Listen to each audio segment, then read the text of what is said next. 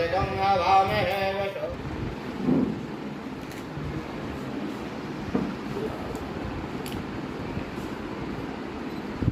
Doctor Gautam Sharma,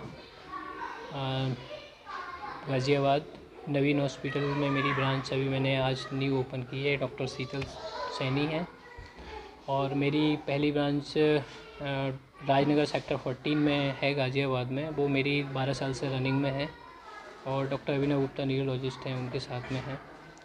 आज मैंने यहाँ पे ये ओपन किया था।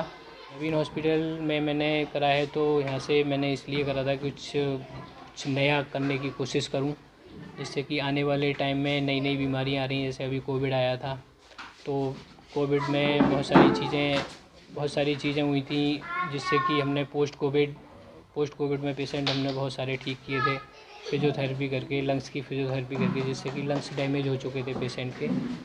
उसको हमने फिजियोथेरेपी से लंग्स को री एजुकेट करके लंग्स को बड़ी ठीक करा था। पेशेंट बहुत ठीक हो गए थे। ऑक्सीजन की मेंटेन करने के लिए फिजियोथेरेपी की थी, जिससे कि ऑक्सीजन मेंटेन हो, सैचुरेशन डाउन हो जाती थी, जो फिजियोथेरेपी से काफ़ी इम्प्रूव हुई थी। दूसरा, मैं नीरो में ज़्यादा करूँगा कि आजकल नीरो के केस बहुत ज़्यादा हो रहे हैं। बहुत छोटे छोटे एज में स्ट्रोक हो जाता है किसी को, हाइपरटेंशन की वजह से, शुगर की वजह से, जिससे कि पेशेंट पैरालिटिक हो जाता है, हाथ पैर चलना बंद हो जाते हैं। उसमें हम बहुत आगे आने वाले टाइम में और अभी बहुत नई नई टेक्निक्स से लेके आए हैं, जो पेशेंट को रिकवर करने की कोशिश करेंगे। और पेशेंट 100%, कुछ पेशेंट 100% ठीक हो जाते हैं और 90% तो लगभग सारे ठीक हो जाते हैं फिजियोथेरेपी से। फिजियोथेरेपी एक फील्ड बहुत बड़ा, ब्रॉड स्पेक्ट्रम है, बहुत बड़ा फील्ड है, जिससे कि लोग कहते हैं कि फिजियोथेरेपी हड्डी के लिए आती है। फिजियोथेरेपी छोटे से लेके बड़े के काम में आती है। छोटा बच्चा होता है उसको भी फिजियोथेरेपी की ज़रूरत होती है, बड़ा एजेड हो जाते हैं उसको और ज़्यादा ज़रूरत होती है। फ़ीमेल्स में बहुत ज़्यादा ज़रूरत होती है। फ़ीमेल्स हमारी घर की महिलाएं होती हैं जो काम करती हैं, कमर में दर्द होने लगता है उनका पोस्चर ठीक ना होने की वजह से। प्रेगनेंसी में बहुत ज़्यादा पेन होते हैं तो सर्वाइकल और लंबर पेन हो जाता है। बटिको की प्रॉब्लम हो जाती है, जो कि फिजियोथेरेपी से काफ़ी इम्प्रूव कर जाता है। तीसरा होता है कि कार्डियो में हम चेस्ट पीटी के अलावा भी हम पार्किंसोनिज़्म एक डिज़ीज़ होती है जो कि बैलेंस गड़बड़ हो जाता है, वो भी बहुत आगे आज के टाइम में बहुत देखने को मिल रही है। तो उसमें फिजियोथेरेपी से हम पेशेंट का ट्रीटमेंट करके बैलेंस बनाने की कोशिश करते हैं और उसके जो हाथ और पैर हैं वीक हो जाते हैं, एक्सरसाइज से हम उसको इम्प्रूव करते हैं। तीसरा और आगे क्या है कि इसके लिए post operative, pre operative fractures किसी को हो जाते हैं।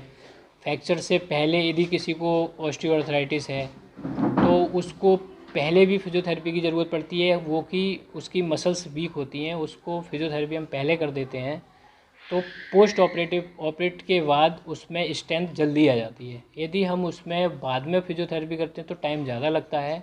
जैसे सपोज TKR बहुत हो रहे हैं, नी रिप्लेस बहुत हो रहे हैं, कूला बहुत रिप्लेस हो रहे हैं, तो नी रिप्लेस करने के लिए मसल्स में वीकनेस आ जाती है, तो हम एक्सरसाइज से पहले एक्सरसाइज करते हैं उनकी, उसके बाद हम उसको ऑपरेट के लिए भेजते हैं। ऑपरेट के बाद फिजियोथेरेपी होती है वो 100% ठीक हो जाता है पेशेंट। दूसरा, बैक पेन होता है तो बैक पेन में हम एक्सरसाइज कराते हैं और मैनुअली ज़्यादा जोर देते हैं, जो मैनुअली से हम ज़्यादा करते हैं, तो मैनुअली से एक्सरसाइज करा के पेशेंट ठीक हो जाता है। बाकी ओबेसिटी में किसी का वेट ज़्यादा होता है तो हम उसमें भी फिजियोथेरेपी का बहुत बड़ा रोल है, उससे कि हम फिजियोथेरेपी से, एक्सरसाइज से, उसकी डाइट चार्ट से उसका वेट को हम रिड्यूस कर सकते हैं। तीसरा, डायबिटिक वाले पेशेंट को भी डायबिटिक न्यूरोपैथी हो जाती है। डायबिटिक न्यूरोपैथी में पैरों में दर्द होने लगता है, झंझनाहट सी होने लगती है, तो उसमें भी हम फिजियोथेरेपी बहुत ज़्यादा कारगर सिद्ध होती है। बाकी सर्वाइकल स्पॉन्डिलाइटिस है।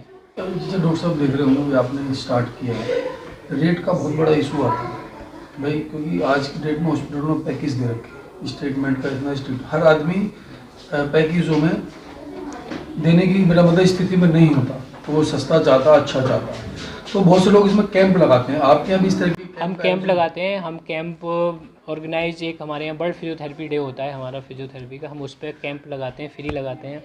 और मेरा एक सिद्धांत अलग है मैं फिजियोथेरेपिस्ट से और प्रोफेशनल नहीं, ज़्यादा प्रोफेशनल नहीं हूँ।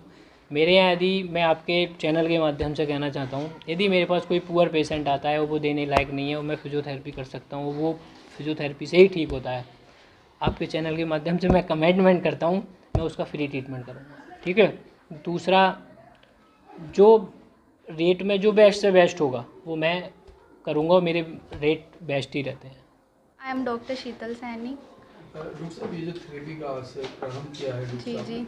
इसमें ज़्यादातर किस एज के मरीज ज़्यादातर आप ट्रीटमेंट के लिए आते हैं, जिनको ज़्यादा दिक्कत होती है? कोई एज फैक्टर है या कोई मेरा मतलब बीमारी के बाद आना होता है? किस तरह के मरीज ज़्यादा इसमें पाए जाते देखिए, हैं? आजकल तो फिज़ियोथेरेपी बहुत ही ज़्यादा कॉमन हो रही है, हर एज में मतलब नीड है फिज़ियोथेरेपी की। ज़्यादातर यंग लोग जो एजड पर्सन होते हैं उनको भी बहुत ही ज़्यादा नीड होती है फिज़ियोथेरेपी की। स्टूडेंट्स हो गए हमारे घर में, मतलब बुज़ुर्ग हो गए हैं हमारे, और जो प्रेग्नेंट लेडीज़ वगैरह होती हैं वो लोग भी, सो उन सबको नीड्स है फिज़ियोथेरेपी की। इवन हम लोग भी इतना वर्क करते हैं, हम लोगों को भी नीड होती है फिज़ियोथेरेपी की। सो आजकल तो सबको ही नीड है डॉक्टर फिज़ियोथेरेपी। साहब, रिजल्ट कितना परसेंट निकलता है? जैसे इसका रिज़ल्ट कुछ कंडीशंस ऐसी होती हैं, मतलब बिल्कुल ही 100% रिज़ल्ट आता है, कुछ में 1-2% रह जाता है, लेकिन रिज़ल्ट इसी के बहुत अच्छे आते हैं। बिना मेडिसिन के ठीक करना एक बहुत बड़ी बात है।